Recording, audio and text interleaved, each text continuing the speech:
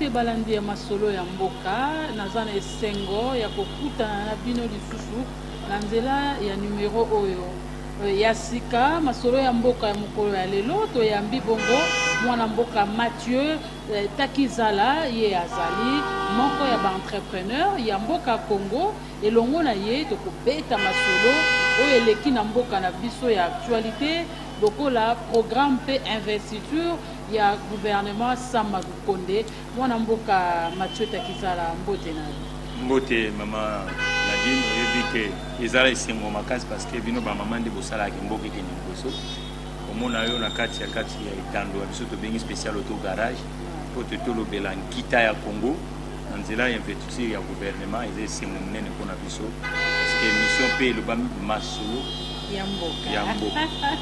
Merci beaucoup. Alors gouvernement Bimaki Oyebi composé de 56 ministres plus le premier ministre est 57 pour ou contre taille à gouvernement. Bon, au moni biso ba gestionnaire de formation et de profession tolingaka mingi rationalité à eloko mais na nyonso mutu asalaka il y a aussi d'autres complexités ou réalités. Je pense que ce qui est dans une logique comptable à l'heure actuelle vit la mobilisation au Congo à Zosala to dépasser 20 ministres. Surtout qui est la réalité comptable et économique. Oui, c'est la rationnelle. Mais vu que le contexte de l'élection en 2018 a fait qu'il n'y a pas de parti politique qui est majoritaire. Ça signifie que pour trouver majorité, il faut se sangana ba parti et bébé. Et ça dit que le gouvernement liboso a Saraki, Saraki Alliance, vous voyez que tu cap pour le changement na FCC, Fonds commun pour la République démocratique du Congo, tu FCC. Et tant que vous composé, et là comme l'absence du secteur privé productif dans la République démocratique du Congo, et comme il y a une région na biso, chaque région a représentée dans le gouvernement. Et quand vous avez ça dans les années 70. Parce que dans les années 70, dans chaque région, la société est là. Taux de chômage, maman Nadine, est importante. Mais comme les lots recul les côtés, la crise est tellement et pas na Congo, et puis que la crise est compressée en moté na ba résonance économique, to compressé en na ba résonance na ba pilule politique. Et ça li suko que tu veux se retrouver na actif moko oye ko ezosenga que à chaque fois pour la composition gouvernementale faut tenir compte na réalité ozo benga wa géopolitique nationale. Tu allez dans 11 provinces tomatisi amona orgenga na langue économiste na langue gouvernement 15 ministres. Mais comme le chômage est dans la province, chaque région, comme le Lukasiko fait un ministre, ce que l'on dit, c'est que la région, ils ont déjà 26. Très bien. Aux hommes, on a les camés, on a au moins ma casse. Maintenant, il y a un problème, comme la particularité, on a. Et ça, il y a 15 ministres, dans le président de la République, et tombé peu bien que Bangomi parle, le président de la République a comme entrepreneur, il a dit que les entrepreneurs, il y a la communauté. Et on a Sama a bandit comme dirigeant. Autour aux directeur général et à Gécaming. Il a dit comment Drenadine est chef d'entreprise. Il a faux produire. Il a rapport à la bureauté. Ils sont chef d'entreprise, bureau mingi à New York. Il y a mingi sur le contrat. Il y a mingi au Benga. C'est Moussa le Kokota, c'est fournisseur. Est-ce qu'il y a un peu à battre Bafouta qui tout ça? Est-ce qu'il va travailler Bafouta Mimalab? Voilà. Donc, na lobby na Bangoumi Bali. Na bande on a ba député ya misato que tout ça la net dans 15 ministères. Comment tout ça net dans 15 ministères? Ce qui tout ça qu'on peut sa conseil ministre moko droit à dire conseiller non le tie croix comme sur les alités ministre moko to lobby to longolier 5 conseillers atikali kana 5 conseillers.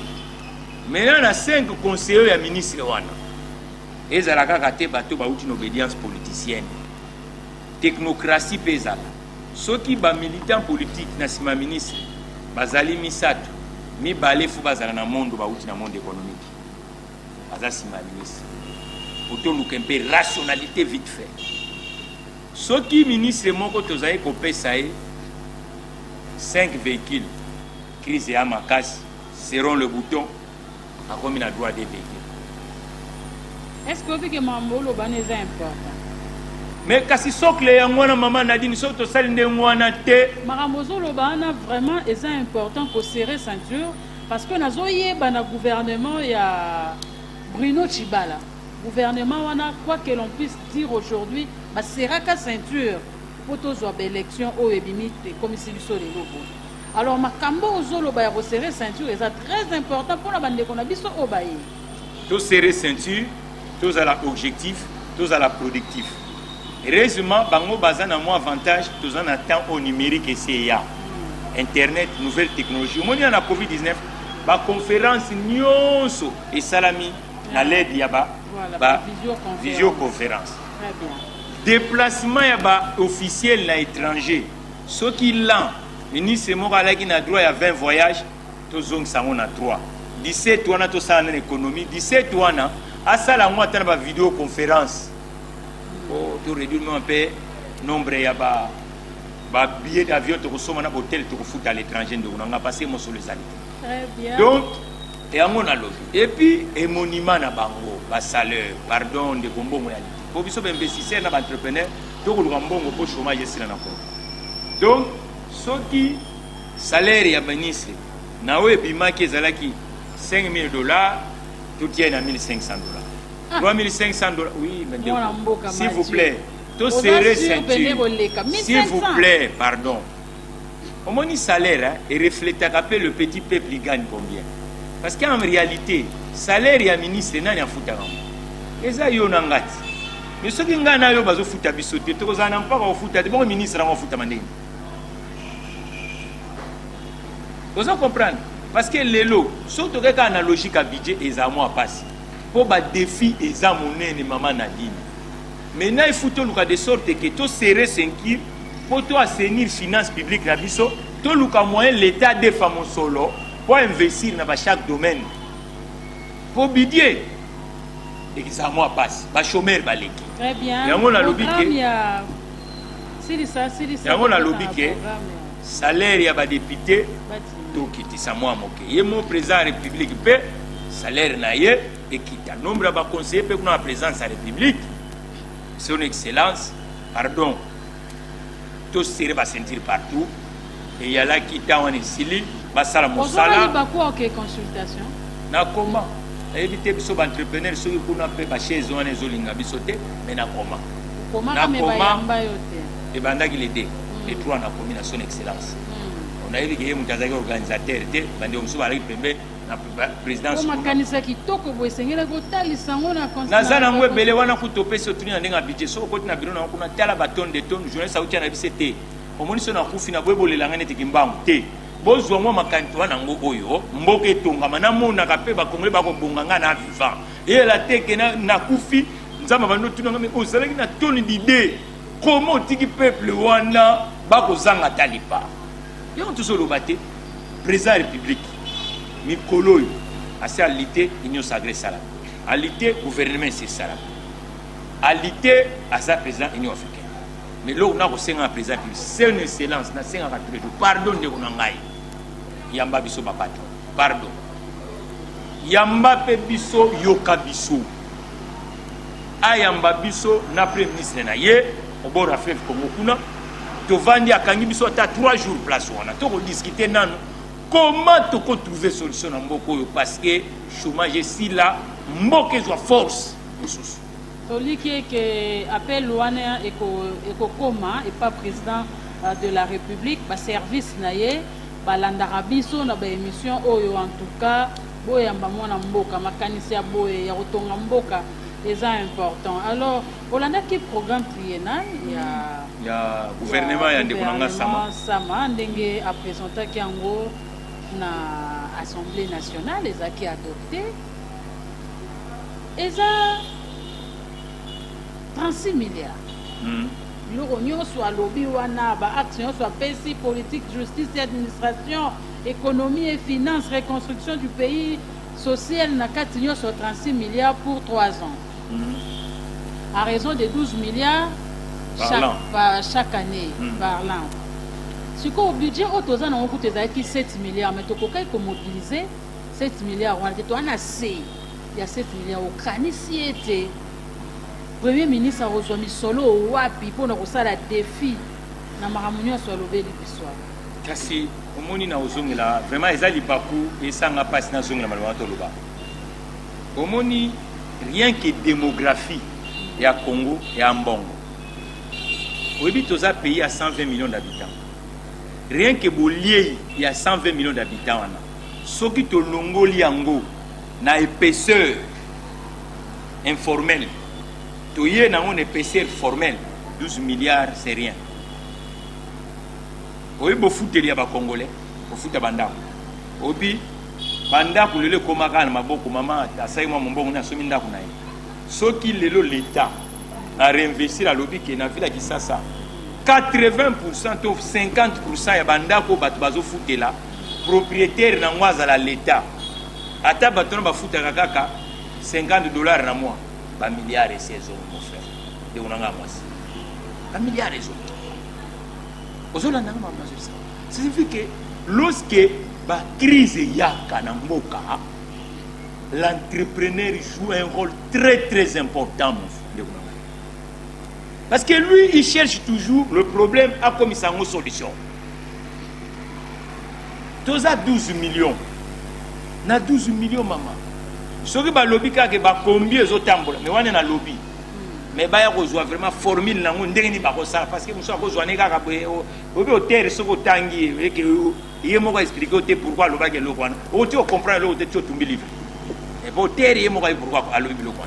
Donc, il ne faut pas comprendre. Donc, les lots, il y a une combinaison sur l'étendue et puis démocratique du Congo. Il y a une moto, il y a une pirogue, qui recette na bango ya journée. Ba héberger kango kaka na banque mutu atambola na mosolo susu na mbongo te 12 milliards wana eloko pamba ozola na bipa etoko lukama na yoka baninga oh non tozo boucher o boucher nini di fuboya to laksa to pesa makanisi ndenge nini 12 milliards wana ekoko monta ozomona alors ce qui va saler le maman les arts publics na son excellence Sama Bangomi Balé son excellence. Balobi bon, tous on a 200 sociétés congolaises, sociétés sur papier T. Parce que spécial auto garage à Bino, parce que ma belle cop, parce que belle Rwandengwana, basangi si ba patron ba société wana ba fanda. Balobi bon, ba patron oyo, biso to ko def sa yo spécial auto garage mo solo. Mais tous au peso contractuel, mais to lingi que na moins de 6 mois aux à la présent na étendue ya Congo mobile. To komi ko botola o ezana ngambo ya bandi bobenga informel, to meme nani na formalité. Pas ko kota, batu ba ko sala, batu ba ko somba 12 milliards et comme une réalité. Donc je crois que Marambo Sama lobby est faisable. Pote Sama condition ezali oyo. A associé la partie privée à Mboka, l'entreprise privée. A solo la nabango, les lobbies économiques, ba acteurs économiques, ba opérateurs économiques. Sama azana bango neti, moi sina mobali. La présidente république. Mboka nyonso bakotaka obitango bandiko badokolo bazalaka awa. Mboko elaki respecter ko sangana tela bakulutu nyonso bakenda batikinga moko. Vraiment. Osomo mboko ba elaki respecter mokimo. Ministre na biso mutako sangana na ete. Mais to salina no wana dokolo fils pa to ko kufa kala mingi na lela mwana mbali wana na bini ndiko to kutana personnellement biso mbali mbali na Paris. Mais problème ya liya wa nini? Omoni ndenge président public ayambaka ba politicien ba kosona bango mais bino be ba journaliste bo sengaka biso to kende kuna pe to betaka ne masolo to beta damu wana comment to kozwa 12 milliards mon frère nde kuna nga e kozwa maiza fola Premier ministre aza déjà abandi déjà Moussala parce que na primature ndenge eza en tout cas bandaki déjà. Mais conseiller na moko azala patron, hein? Premier ministre Sama, hein? Conseiller na moko azala patron en activité. Na ligne vraiment autour ba conseiller Sama Konde, tu es chef d'entreprise au bino boyambara yambara na ba plateau pe, tu es azali conseiller même ba na bénévolat pour ngai so na ke pas ça ba kuna na besoin salaire. Parce que mboka est en crise. Et tu sais que masolo mboka. Ndeko na yebisi yo ke fuko aider mboka. Moi voiture nangi mbambala na tamula nango même pendant 1 an na okene na oka kuna. Batira nga ka carburant. Maintenant on pesa moi mael. Ko futo aider mboka. Autour à Sama tolingi chef d'entreprise mi balé to mi sac. Dans des domaines différents, ba koya ko sata bénévolat. Mais on pas ça composer capital. Ate ko composer bon côté. Il faut composer dans l'expertise nous sur mboka. Sora lingi solution ça ma. Vous composer à complaisance té, vous composer à ba élite, ba mbiaka, vous dites que au numéro 4, au numéro 2, au numéro 9, surtout petite de moboye et au quota. Et pas à président public na ba warrior na présidence république na lingi vraiment na mona 3 chefs d'entreprise kuna bazali ba conseiller chef de l'état. Donc on est bazo yo kabinote bazo pesa bino yango tolobi tolingi Congo etombwama na lingi pe na parlement président ya parlement na sénat ba conseiller ba ko conseiller bandeko wana to mona ta 3 chefs d'entreprise bango ba sala mo bénévolat ne ona ngai bon chef d'entreprise nyoso bazana makanisne tuyoza bazali ndeko mutu atelemi na ebanda tongo alobité na mo 10 aire ya mama Marie Jeanne mais au lieu na ko melana nga na bar mais na belega liboma na sala moi boutique pour ba congolais mususu parce que si mutu na zana makanisité pour mususu azui là na eba ko benge mon pao patron tout ça na bar azui moi jeune dame na biso amike ba vandi net bikeko bongo mutu pe na azui makanisa bi na sala minoterie na sala bo tout ça yo kanti na zangi makanisa ko pesa mo konzamboka tu ko pesa président du parlement tu ko pesa ministre songolo chaque ministère tolingi un conseiller du bord entrepreneurial parce que chômage est légal autour il y a chaque ministre na cabinet wana ils ont 2 conseillers azali patron ya barboye azali mutu amino tu verras que le Congo va changer. Donc so na zo lando na bokebi politique ka yango moko ko bongisa mboka politique ezali sectorielle ndekuna ngai omoni ba américain pendant longtemps pour batinda fusée likolo ba ko dépendre na ba benga Camire international ya Russie agence spatiale internationale mais mikolo oyo grâce à industrie nouvelle o ba benga nouvelle technologie ezali na mutu ya mboka Amérique les grands patrons ya société ba bengi Tesla aye ko tombola nkita Amerika fize batindi sikoyo mati likolo et mati e pana bango moko metala kaka initiative privée et pesi fierté ya mboka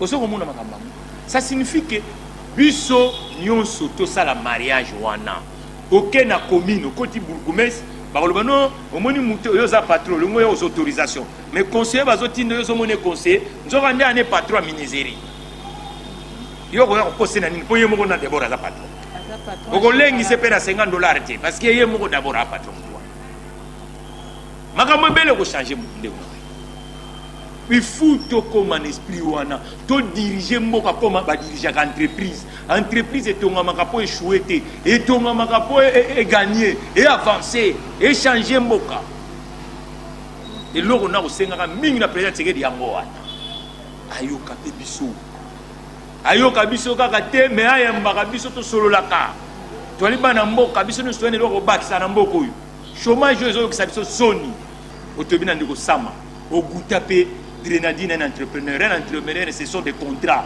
de tumisaka ye ba financement 12 milliards c'est quoi c'est rien de kunangai ba société ebotami na ba monde lelo bi combien ba chiffre d'affaires nango obi spécial auto so bo pese ba moyen comment to dégager comme ressources na mboko to récupérer ka on so Sama na ba informer le to tia una formalité mon solo kokota di mboko eza pauvreté congolais to zebele to kolia to komela eza recherche alors na programme na ba axe ya premier ministre axe social pezali na lingi to suka wana na axe social pour na ko chuter Premier ministre a lobby amélioration des conditions sociales na ba logement les affaires naie.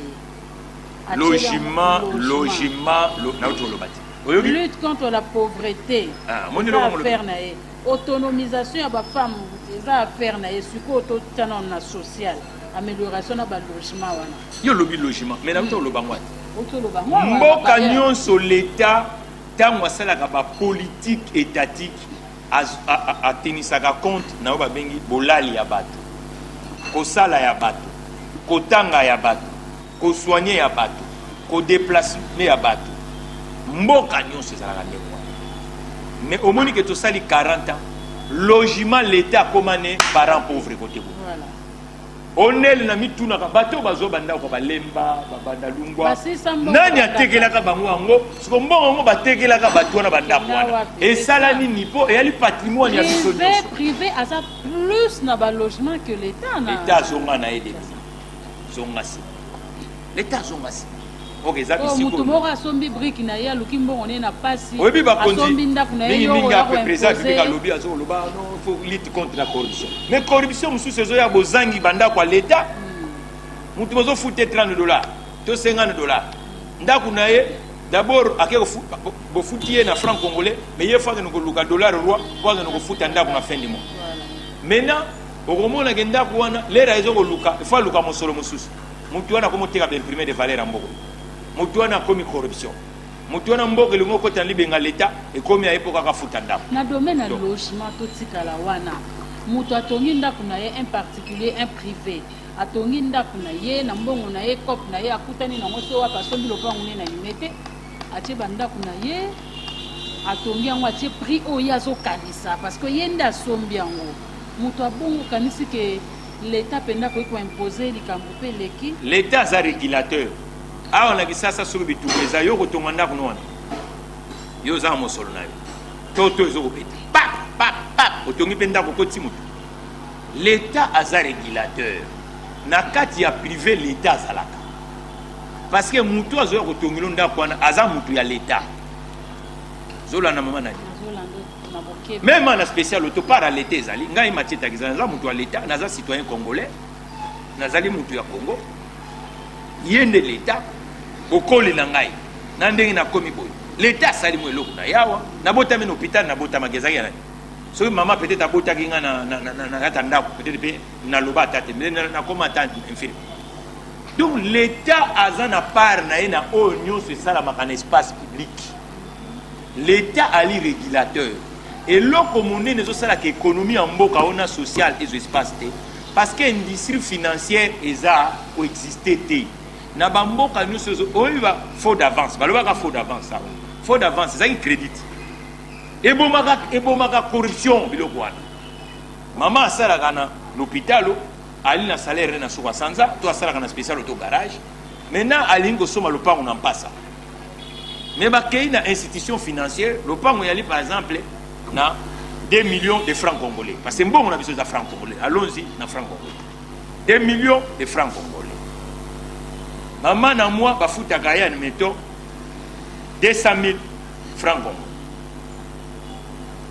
lera kei kuna na cash boy moyen somba de on biso banque postale yango na lobby ke il faut gouvernement o akutana na biso to pesa maele belé de façon que moto nyonso azana lokasa na mbongo fwelenga na banque postale comme ça banque postale azaka na moyen na maman azo sala na spécial auto garage to tato sans spécial auto garage tango ana besoin ya bosombi ndako na ye po ba inondation pe sila oyebi bosombi ndako batikeli biso ka biso moko osombi terrasse ezate nini te tout ça oyoka mbule beti brou casquette batu bakufi des autres ko pede quartier momba kitoko terrasse ezate quartier mobimba ekufi ke na suka mwana lombango ozo somba na crédit bakoyeba nanu ndabo esiko bazotielo eske inondation kosalama te eske tout ça crédit tout ça na chaque mois moto akofuta malamu malamu oyo tobengaka faux d'avance awa na mboka na biso système ya crédit mama ifo ezonga basociété pe net spécial auto garage fa azala na droit ya crédit